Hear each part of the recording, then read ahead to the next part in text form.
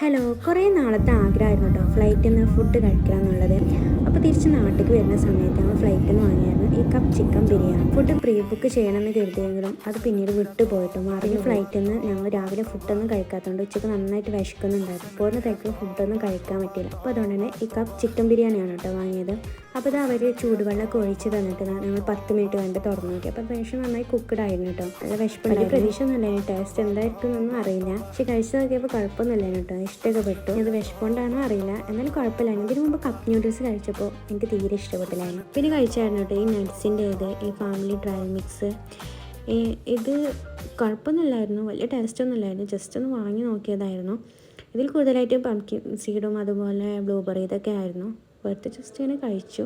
പിന്നെ ഇതിൽ മുന്തിരി ഇതൊക്കെ ആയിരുന്നു കൂടുതലായിട്ടുണ്ടായിരുന്നത്. അപ്പോൾ ഇതാ ഫുഡൊക്കെ കഴിച്ച് വെള്ളമൊക്കെ കുടിച്ച് വീണ്ടും ഇങ്ങനെ യാത്ര തുടർന്നുകൊണ്ടിരിക്കുകയാണ്. അപ്പോൾ ഇത്രയുള്ളൂ ഇന്നത്തെ വീഡിയോ.